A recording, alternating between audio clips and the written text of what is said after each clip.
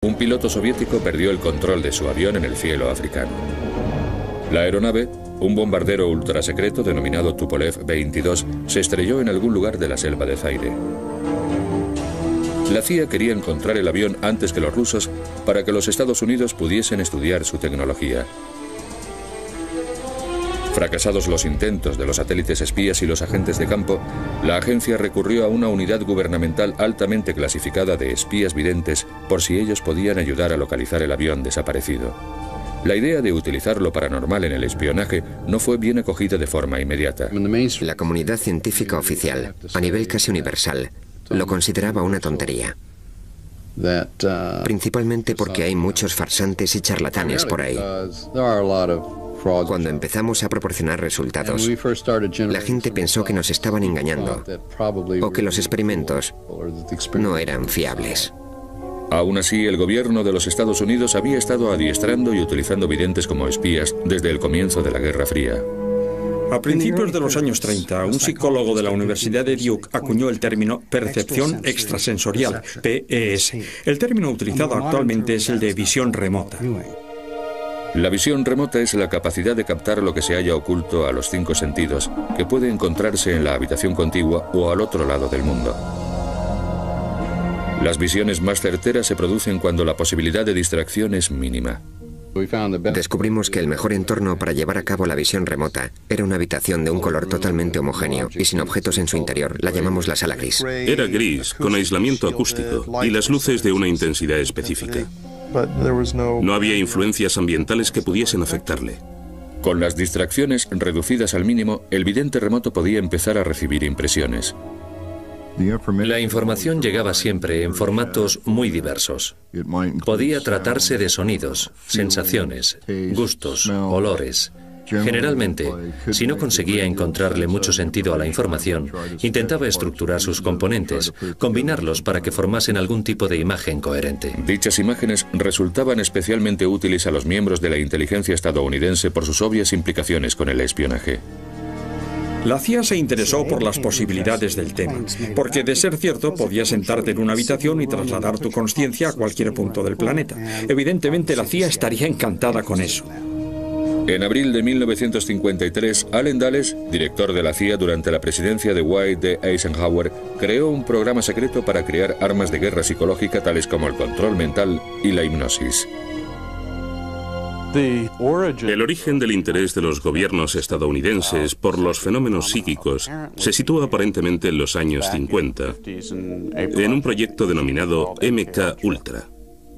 En los primeros tiempos del MK Ultra, el espionaje psíquico era esencialmente teórico. Pero en febrero de 1960, un extraño acontecimiento internacional preparó el escenario para la utilización generalizada de espías psíquicos a ambos lados del telón de acero. Esta revista científica francesa reveló los detalles de un experimento secreto estadounidense. El artículo explicaba que en julio de 1959, desde Friendship, Maryland, un vidente había enviado telepáticamente información a otro vidente que se encontraba a bordo del USS Nautilus, un submarino nuclear situado a miles de kilómetros de distancia en el gélido océano Ártico. En su sede central de Moscú, la KGB pasó rápidamente a la acción. Cuando tuvieron conocimiento de los experimentos del Nautilus, los soviéticos se apresuraron a desarrollar su propia investigación del espionaje psíquico. Los soviéticos estaban preocupados y atemorizados porque los estadounidenses lo superasen en el campo de la investigación paranormal. Pero la KGB tenía un problema. El estudio de lo paranormal estaba estrictamente prohibido por la doctrina comunista, así que tenían que encontrar formas de sortear la política oficial. La KGB estaba dispuesta a usar cualquier medio a su alcance para convencer a los dirigentes soviéticos de que la investigación debía continuar, aunque supusiese mentir a dichos dirigentes o despistarlos. En realidad, la mayoría de los historiadores están convencidos de que los experimentos del Nautilus no llegaron a realizarse y que quizá el artículo fue un simple bulo.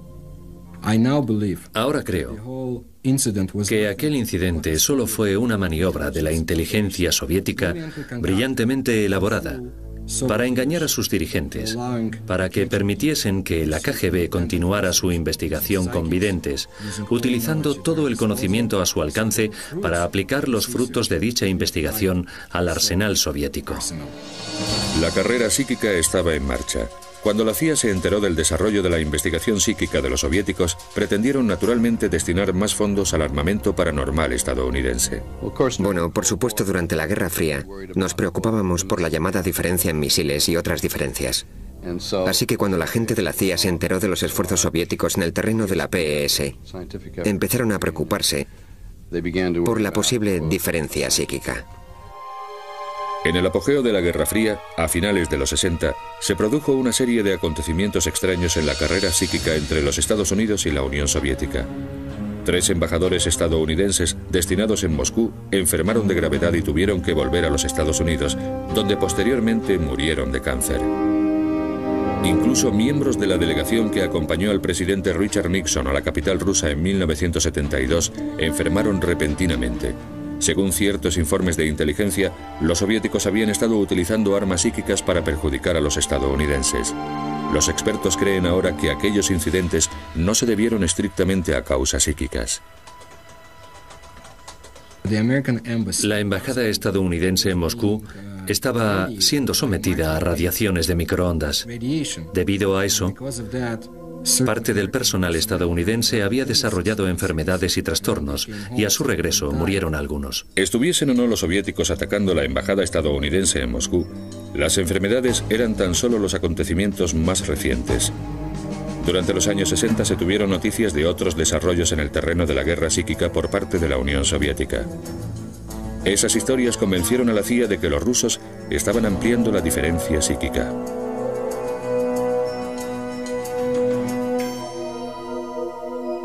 La agencia respondió y no tardó en poner en nómina a un físico californiano que llevaba a cabo una investigación científica sobre los fenómenos paranormales.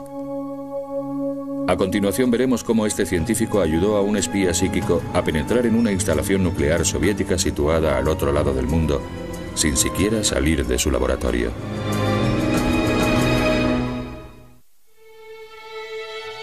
En 1972, esta tranquila barriada situada al sur de San Francisco se convirtió en la cuna de una de las operaciones secretas más polémicas de la CIA. Durante más de 20 años, videntes civiles y militares fueron reclutados en todo el país para su adiestramiento en el SRI, el Instituto de Investigaciones de Stanford, situado en Palo Alto, California. Era la instalación más importante de espionaje psíquico de los Estados Unidos. El SRI fue creado en 1946 y había sido siempre un gabinete estratégico financiado en gran medida por contratos militares.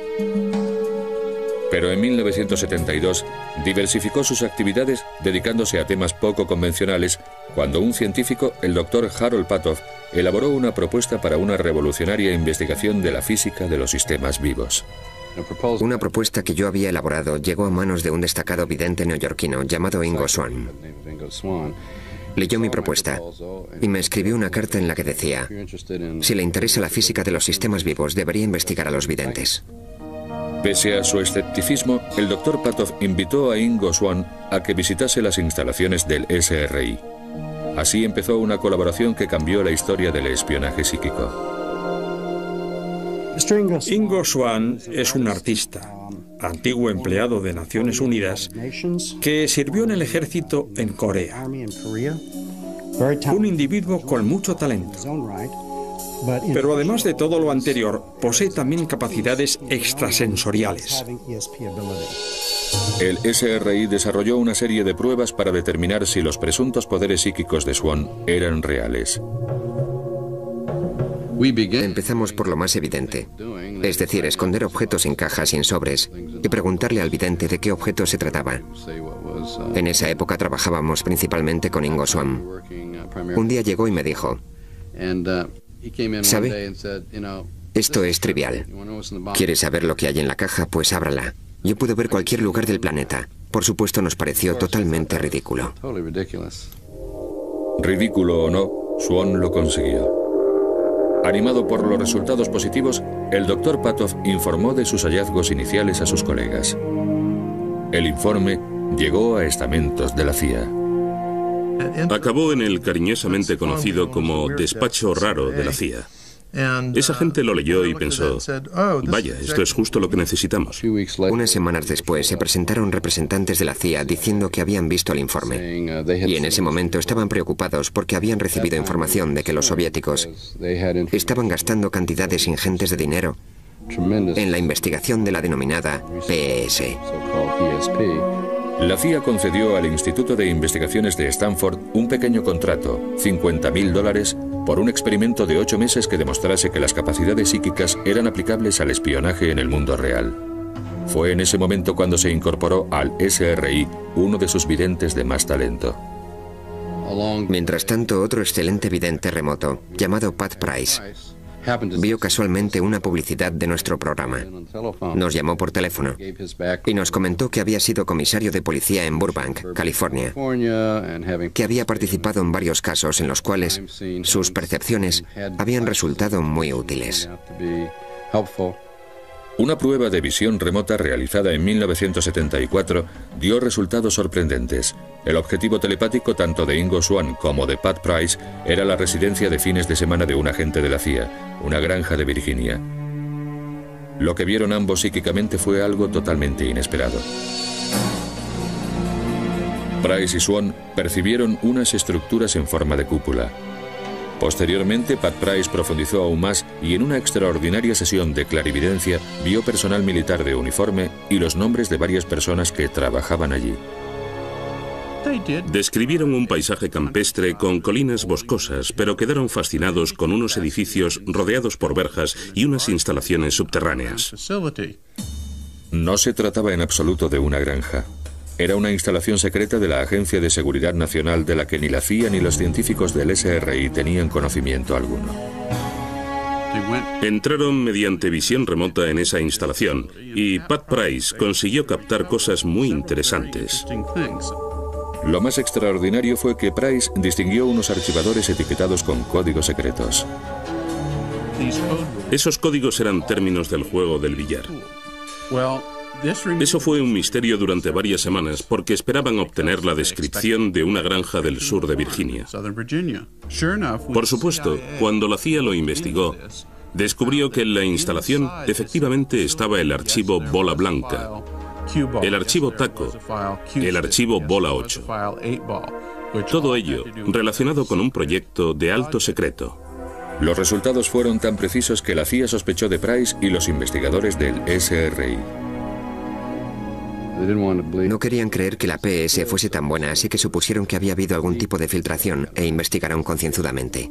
Al no descubrir la agencia indicios de juego sucio, decidieron que estaban dispuestos a utilizar espías psíquicos contra el principal enemigo de los Estados Unidos durante la Guerra Fría, la Unión Soviética. Un problema estratégico muy importante que los servicios de inteligencia llevaban años intentando resolver era lo que estaba ocurriendo en Semipalatinsk, en la Unión Soviética. En 1949, esta instalación militar secreta fue el escenario de la prueba de la primera bomba atómica soviética. Desde entonces, había sido objetivo de la inteligencia occidental. ¿Era una instalación subterránea de investigación nuclear? ¿Era una instalación de prueba de misiles? Se dedicaron muchos tipos de recursos a la resolución de este problema. Uno de ellos fue el espionaje psíquico. En el verano de 1974, Price llevó a cabo otra sesión excepcionalmente detallada de visión remota. Aislado en una sala especial del Instituto Stanford, consiguió acceder telepáticamente al otro extremo del mundo y dibujar muchas de las características de la instalación soviética. La CIA quedó impresionada cuando los satélites espías confirmaron la exactitud de los dibujos de Price. El SRI había demostrado que el espionaje psíquico podía funcionar. La información recopilada mediante esas dos visiones remotas hizo que los servicios de inteligencia se percatasen de repente de que podía tratarse de una herramienta muy útil. Y partiendo de esa base, el programa empezó a ampliarse. La CIA pidió a Price que a continuación se centrase en Libia. Price localizó psíquicamente centros clandestinos de instrucción de guerrilleros. Su presencia fue confirmada posteriormente por fotografías de reconocimiento. Con el tiempo, los logros de Price fueron considerados tan sorprendentes que pasó a trabajar directamente para la CIA. El programa de espionaje psíquico sufrió un duro revés cuando en 1975 Price murió repentina y, según algunos, misteriosamente a la edad de 56 años. Se comentó incluso que en realidad Price seguía vivo. En esa época hubo mucha preocupación. ¿Se trataba de un infarto natural? ¿O alguien le había suministrado alguna droga? O lo que fuese para acabar con él. Todo aquello era absurdo. Yo estuve en su funeral, vi su cadáver. Estaba en un ataúd abierto. Price había sido el principal espía psíquico de la CIA. Su prematuro fallecimiento debilitó el programa de espionaje psíquico de los Estados Unidos. Por otra parte, se revelaba por primera vez al público la oscura participación de la agencia en Vietnam y el escándalo Watergate. La CIA estaba metida en muchos terrenos y algunos no eran posiblemente muy seguros. Todo eso empezó a salir en los periódicos. La agencia se vio presionada para ceder su control directo sobre las operaciones de espionaje psíquico. Con el Congreso y la prensa investigando a la CIA, su director William Colby no tuvo más remedio que hacer limpieza. Ordenó a todos los que participaban en proyectos extraños que se librasen de todo lo que pudiera resultar polémico, raro o especial. Por supuesto, la visión remota entra de lleno en esas categorías, así que la CIA tuvo que descartar el proyecto. Sin embargo, ahí no acabó el apoyo gubernamental a la visión remota. A finales de 1975, el programa pasó a manos de una poco conocida pero poderosa rama del estamento militar denominada DIA, Agencia de Inteligencia para la Defensa. La DIA creó una nueva unidad de espionaje psíquico en Fort Meade, Maryland. Durante los 20 años siguientes, la DIA utilizó varios nombres en clave, incluyendo Grill Flame, Sam Strick y Scanate. Pero actualmente Stargate es el principal nombre asociado a las aventuras estadounidenses en el terreno del espionaje psíquico. La mayor parte de los cientos de misiones de espionaje de Stargate permanecen clasificadas. A continuación, el más sagaz de los espías psíquicos nos revela varias operaciones secretas, incluyendo su papel especial en la localización de un general de la OTAN secuestrado. Fort Meade, Maryland, está situado al norte de Washington, D.C. Fue en esta base militar, dentro de este modesto bungalow, donde la Agencia de Inteligencia para la Defensa adiestraba secretamente a sus videntes para que espiasen para los Estados Unidos. Stargate era una unidad a disposición permanente de todas las agencias gubernamentales que requerían sus servicios psíquicos. Participó en todos los conflictos importantes de los Estados Unidos, desde unos años antes de la crisis de los rehenes de Irán de la década de los 70 hasta después de la Guerra del Golfo en los 90. Los espías psíquicos jugaron también un papel estratégico vital al contribuir a determinar lo vulnerable que era Estados Unidos al espionaje psíquico de otras naciones. Dentro de los servicios de inteligencia del ejército, estábamos especialmente interesados en la evaluación de amenazas. Según el tipo de información que lográsemos obtener, cabía suponer que los soviéticos, mediante las mismas prácticas, podrían obtener la misma información de nosotros. Se estableció un perfil de capacidades psíquicas potenciales y reclutaron hombres y mujeres de todos los departamentos militares. La conclusión a la que se llegó durante el programa era que la disposición para la visión remota como talento natural se parecía bastante a la disposición para la música. Si un recluta tenía éxito en la actividad a la que se dedicase, si era un líder nato, si tenía confianza en sí mismo y dotes artísticas, entonces era un buen candidato. Uno de los oficiales de inteligencia que se presentó al programa para someter a prueba sus talentos para la visión remota fue Joe McMonigal. Resultó ser un vidente remoto nato. Joe McMonigal era militar de carrera y veterano de Vietnam. En mayo de 1977, mientras estaba destinado en Fort Meade, recibió la oportunidad de convertirse en espía psíquico.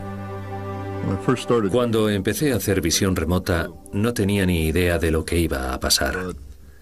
Pero al cabo de un tiempo, empecé a prestar mucha más atención a la forma en que procesaba la información dentro de mi cabeza, en vez de a lo que ocurría en el exterior. Los responsables de Stargate descubrieron muy pronto lo precisas que podían ser las capacidades psíquicas de McMonigal. En una de múltiples pruebas, le pidieron que encontrase a un agente de la CIA al que habían enviado a un lugar desconocido. Lo único que sabía Joe es que esa persona se encontraba en algún lugar del área continental de los Estados Unidos, nada más. Joe empezó a dibujar lo que veía en su mente. docenas de molinos de viento en una colina. Resultó que el agente había ido al laboratorio Lawrence Livermore, situado en el norte de California. Su ruta pasaba por una granja eólica cercana. Y Joe logró una precisión del 75%. Joe consiguió el 75% de lo que nos pedía el cliente. La precisión de los dibujos de McMonigle sorprendió a todos los participantes en la prueba, incluyendo al propio Joe.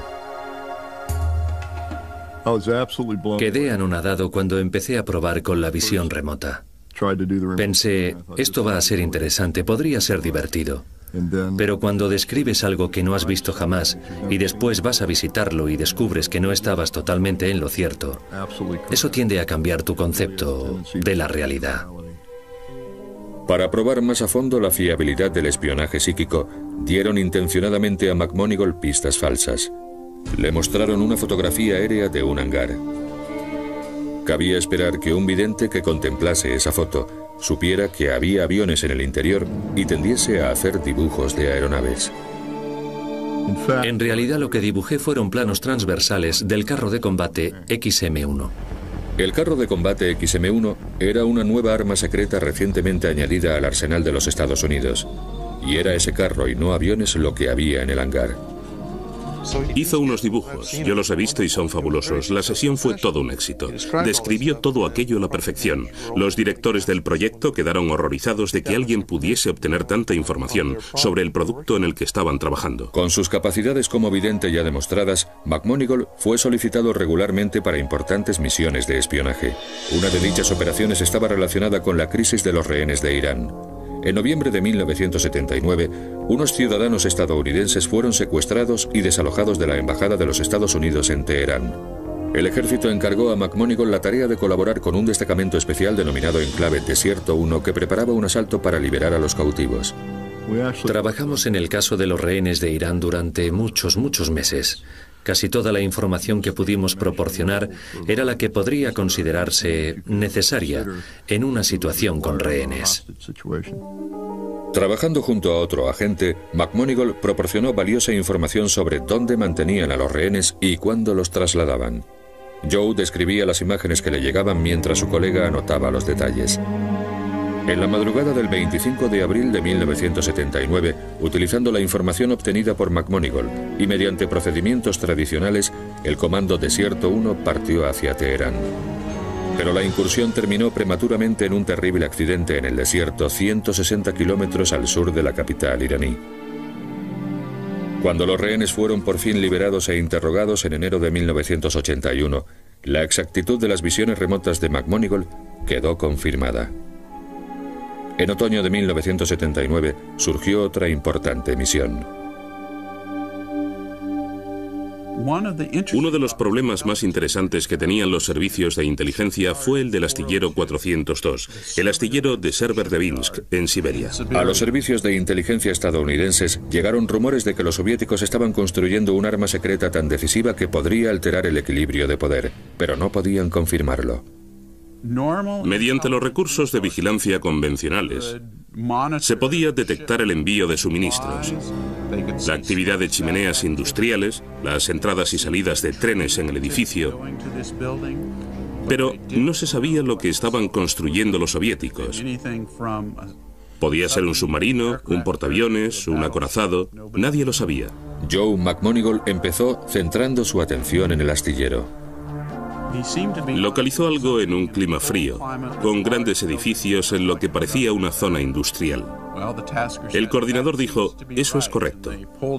Entonces sacó de un sobre grande una fotografía satélite del astillero 402 y dijo, no interesa este edificio. Y señaló específicamente un gran edificio situado a unos 100 metros de la costa helada. McMonigle dirigió entonces sus miradas psíquicas al propio edificio. Sesión tras sesión fue describiendo fogonazos luminosos y docenas de hombres trabajando en una enorme estructura. La estructura resultó ser un submarino distinto a todos los existentes hasta entonces. Probablemente se reunió más información sobre ese submarino en concreto que sobre cualquier otro submarino portador de misiles balísticos en la historia de la humanidad.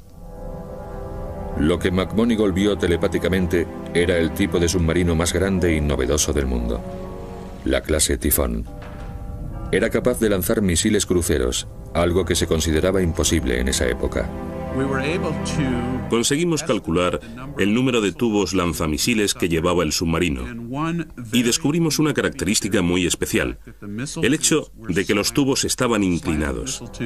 Eso significaba que el submarino no tenía que detenerse para lanzar sus misiles, podía hacerlo en marcha. Esa era una nueva amenaza estratégica que nadie había detectado. Cuando por fin botaron el submarino Tifón en la primavera de 1980, McMonigle predijo la fecha con solo 3 días de error. Al año siguiente, la capacidad de McMonigle se vio sometida a una prueba definitiva. El 17 de diciembre de 1981, el general James Dozier, oficial de más alto rango de la OTAN en Italia, fue secuestrado por un grupo terrorista. 10 días después, repartieron una fotografía de Dozier a la prensa internacional. Cuando ni las fuerzas de la OTAN ni el Departamento de Defensa estadounidense conseguían localizar el escondite de los terroristas, recurrieron a los espías psíquicos. La misión de Joe McMonigle consistía en ayudar a localizar al general secuestrado. Trabajando desde Fort Meade, describió y dibujó detalles sorprendentemente precisos. Empezó a percibir cómo se sentía el general Dozier, que parecía estar vivo, es decir, que no habían cumplido sus amenazas de asesinarle. Y parecía que se encontraba en una ciudad. Joe me dibujó una magnífica imagen panorámica de una ciudad costera con edificios y una cadena de montañas detrás. Presintió que el nombre de la ciudad era Padova o Padua y lo escribió en el papel. De todas las de Europa, McMonigle había localizado la ciudad donde mantenían cautivo al general Dozier. Los secuestradores del general Dozier disponían de una ventaja de 7 u 8 horas, así que podían haberle escondido en casi cualquier país del bloque oriental o del bloque occidental. Nadie tenía idea de dónde podía encontrarse y yo les proporcioné un mapa muy detallado del sitio, que resultó casi idéntico al que utilizaron para la búsqueda. 42 días después de su secuestro, Dozier fue liberado por comandos antiterroristas. A posteriori se comprobó que las descripciones proporcionadas por McMonigle habían sido totalmente certeras. Pero el trabajo de McMonigle había sido ampliamente ignorado. Las autoridades eran reacias a arriesgarse con una fuente psíquica de información en una misión seguida tan de cerca por la prensa internacional. Nadie quería que le pillasen cerca de un vidente. Podía ser el fin de su carrera. Todos pretendían utilizar la información que yo proporcionaba, pero nadie quería admitirlo. A continuación, un extraordinario caso de espionaje psíquico. Un avión secreto enemigo fue localizado cuando lo único que se sabía con certeza era que se había estrellado en algún lugar del continente africano.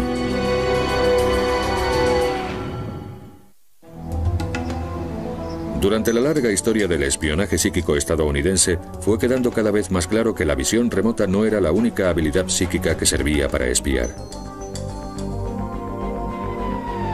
Personalmente prefiero la visión remota, porque la información que proporciona es mucho más estructurada y utilizable. Pero hay otras técnicas y otros métodos igualmente valiosos. Probablemente el segundo en utilización sea la radiestesia. La radiestesia es el antiguo arte de utilizar una vara para localizar agua. Utilizada por un vidente, la vara era sujetada por ambos extremos y cuando se encontraba agua temblaba y empezaba a apuntar hacia el suelo. En el terreno del espionaje, los psíquicos utilizaban otro tipo de herramienta para localizar objetivos en todo el mundo. El vidente sostiene el cordel sobre el mapa y se concentra en el objeto determinado. Una vez localizado, la herramienta divinatoria oscila hacia las coordenadas del objetivo. Esta técnica se denomina radiestesia en mapa. Se sabe que durante la guerra de Vietnam, los marines utilizaron la radiestesia para localizar túneles norvietnamitas tan bien camuflados que no había otra forma de encontrarlos. Parece que aquello tuvo éxito y fue posiblemente uno de los primeros intentos de utilizar un fenómeno paranormal con fines militares. La radiestesia en mapa se enfrentó a un gran reto desde el principio de la historia de su programa de desarrollo. En marzo de 1978, en el cielo de las selvas de Zaire, un piloto ruso perdió el control de su bombardero de alto secreto, un Tupolev 22. El piloto se lanzó en paracaídas y el avión se estrelló. Como ni los satélites espías ni los agentes de campo conseguían localizar los restos del aparato, se recurrió a los espías psíquicos. En esta misión participaron 2 videntes independientemente. Uno en el Instituto de Investigaciones de Stanford, en California, a 4.000 kilómetros de distancia, y el otro en la base aérea de Wright-Patterson, situada al nordeste de Dayton, Ohio. A ambos videntes remotos les mostraron una fotografía del tipo de aeronave que buscaban.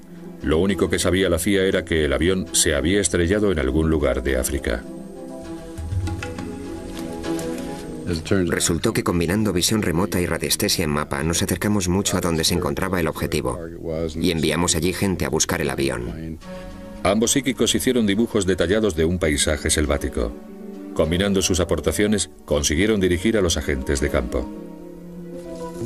Enviaron a un equipo y conforme se iban acercando se encontraron con nativos que llevaban piezas del avión. Siguieron el rastro y encontraron el aparato. Al encontrar el avión antes que los soviéticos, la CIA consiguió sus secretos tecnológicos. Otra pieza cobrada en el ajedrez de la Guerra Fría. Aunque esta operación se llevó a cabo al principio del programa Stargate, se la mantuvo clasificada hasta 20 años después, cuando el expresidente Jimmy Carter hizo pública la historia en diciembre de 1995. El accidente del avión en Zaire y la utilización de visión remota para localizarlo es uno de los múltiples experimentos que pensábamos que estarían clasificados indefinidamente. Pero posteriormente, Jimmy Carter, después de su mandato, mencionó que buscaban un avión caído en África y mediante visión remota consiguieron localizar el lugar del impacto. Hay otras misiones de espionaje psíquico que no han sido dadas a conocer oficialmente por parte del gobierno, aunque algunos de los protagonistas hayan revelado su participación en las mismas. En una de ellas, un psíquico del ejército utilizó precognición, la capacidad paranormal que permite prever acontecimientos antes de que sucedan. Posiblemente la sesión más espectacular en la que participé fue aquella en la que se previó el ataque de los iraquíes sobre el USS Stark, un destructor estadounidense que navegaba tranquilamente por el Golfo Pérsico. En mayo de 1987, el capitán Paul Smith era uno de los videntes remotos del equipo Stargate. Aislado en una sala especial de Fort Meade, Smith previó unos acontecimientos que ocurrirían 2 días después. Empecé a describir una estructura metálica. Después me di cuenta de que la estructura estaba en el agua y en movimiento. Intuí que se trataba de un destructor estadounidense. De repente localicé también una aeronave. Volaba a considerable distancia de la embarcación. En un momento dado, el avión lanzaba 2 objetos largos y finos, con aletas gruesas. Emitían un ruido estruendoso y parecían volar sin destino hasta que los objetos coincidieron con el barco. Había fuego, humo y gente gritando. Horas después del suceso quedó confirmada la premonición del capitán Smith. Confundiéndolo presuntamente con un avión enemigo, un caza iraquí lanzó 2 misiles Exocet contra el USS Stark. Ocurrió 4 años antes de la Guerra del Golfo. Los iraquíes se disculparon públicamente ante los Estados Unidos, pero murieron 37 estadounidenses. La precisión fue asombrosa. No describí nada que no sucediese y tampoco omití mucho de lo que sucedió. Probablemente no haya vivido nunca una sesión tan clara antes y después. Psíquicos de Stargate como Paul Smith participaron activamente en muchas de las misiones norteamericanas de espionaje más importantes durante otra década. Pero los Estados Unidos no era el único país que invertía millones en espionaje psíquico. Los soviéticos tenían sus propios programas psíquicos plenamente desarrollados y realizaban pruebas paranormales de control mental. La CIA temía que esos experimentos fuesen una amenaza potencial para la seguridad nacional. Con la información que habían conseguido sobre el bloque soviético, descubrieron que investigadores de la Unión Soviética, investigadores de alto nivel, doctores de los mejores institutos, trabajaban intensamente en la denominada Área Psi. Y eso tenía muy preocupada a la CIA. La preocupación de la agencia no era infundada. A continuación, secretos desclasificados en 1995 revelan que la KGB creaba agentes zombies para utilizarlos como saboteadores y asesinos.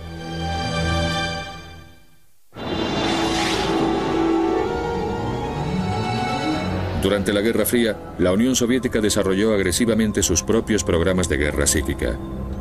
Los rusos sentían una fascinación por lo paranormal que se remontaba a la época de los zares. Después de la Revolución de 1917, experimentaron con PES, control mental y precognición. Aquello cambió con la llegada al poder de Joseph Stalin en 1928. Bajo el mandato de Stalin, se proscribieron las primeras investigaciones de lo paranormal, sobre todo en el terreno de la telepatía.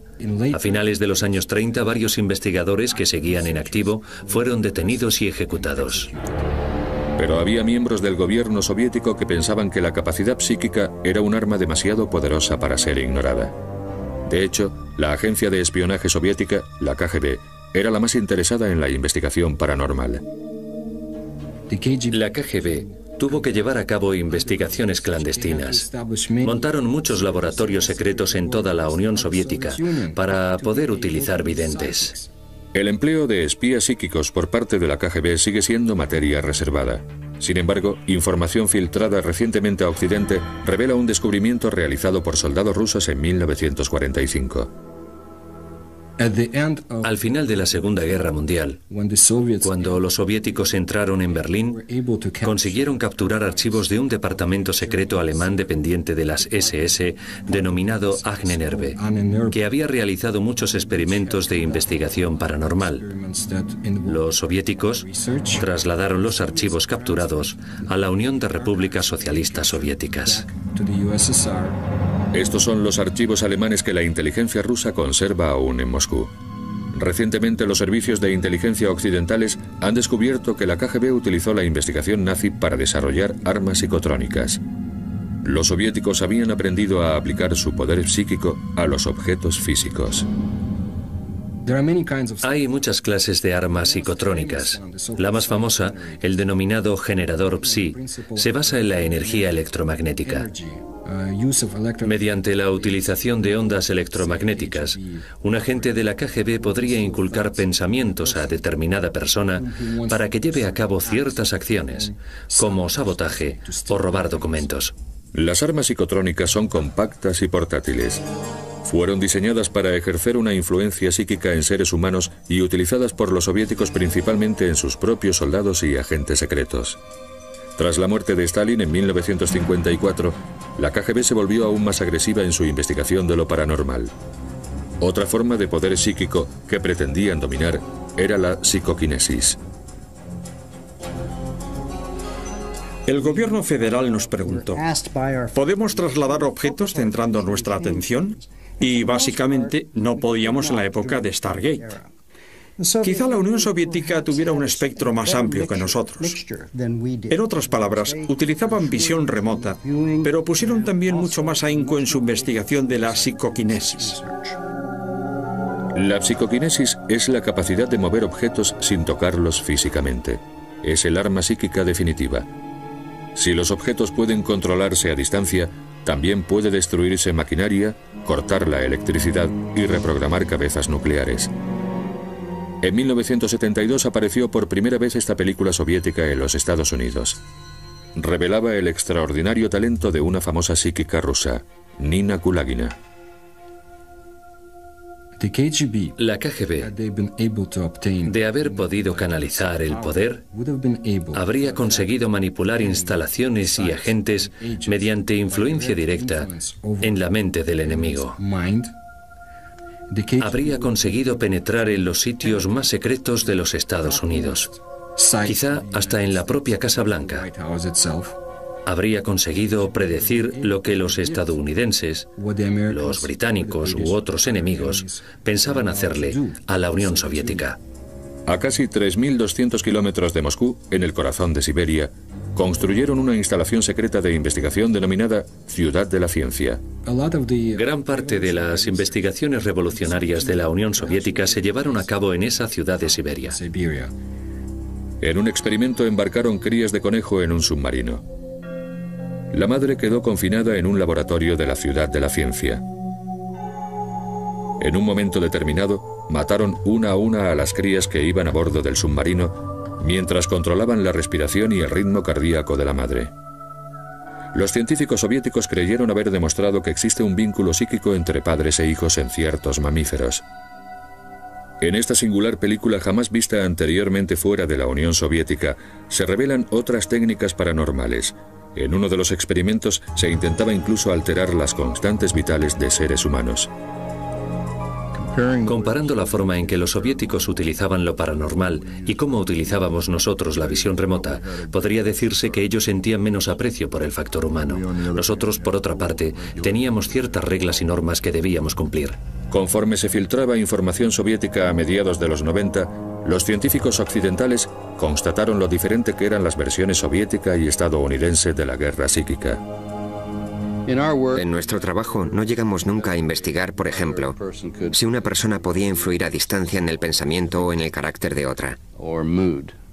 Hablamos con algunos psíquicos soviéticos que nos dijeron que en ocasiones, si un presidente estadounidense daba un discurso, se concentraban en interferir sus procesos de pensamiento y cosas parecidas. Pero en nuestro programa nunca hicimos nada parecido a lo que podría denominarse control mental. Informando de los últimos archivos desclasificados por la KGB en 1995, el Moscow Times publicó noticias sorprendentes. Los soviéticos habían utilizado control mental con sus propios espías para convertirlos en una especie de robots zombies.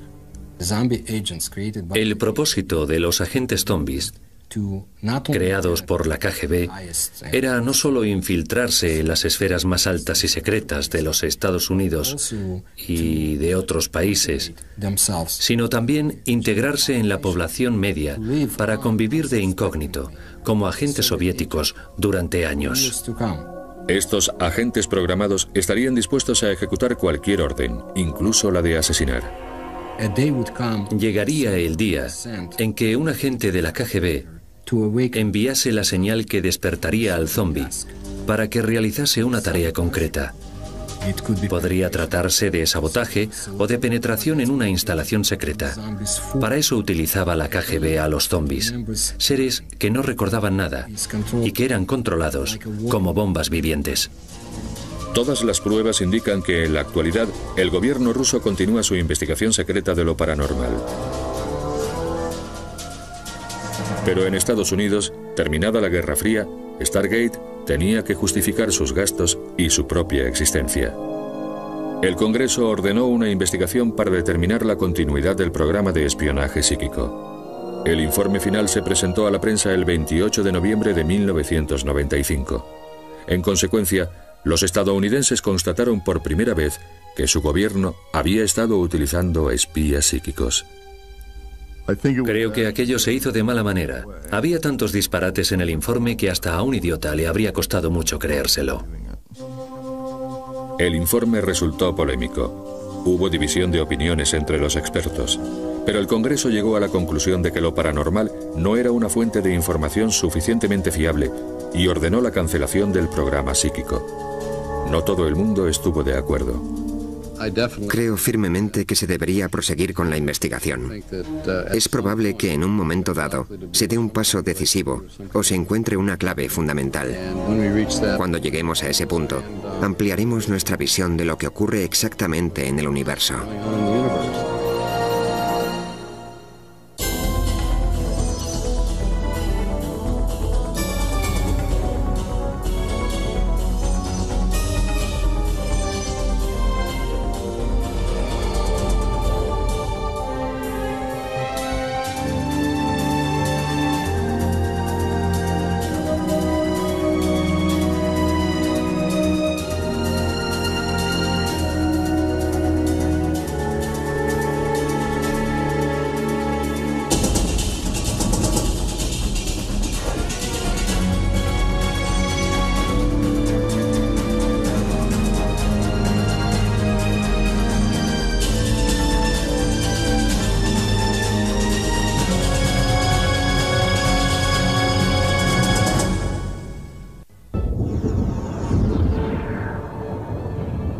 La información llegaba siempre en formatos muy diversos.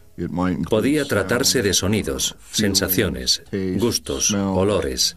Generalmente, si no conseguía encontrarle mucho sentido a la información, intentaba estructurar sus componentes, combinarlos para que formasen algún tipo de imagen coherente. Dichas imágenes resultaban especialmente útiles a los miembros de la inteligencia estadounidense por sus obvias implicaciones con el espionaje. La CIA se interesó por las posibilidades del tema, porque de ser cierto podías sentarte en una habitación y trasladar tu conciencia a cualquier punto del planeta. Evidentemente la CIA estaría encantada con eso.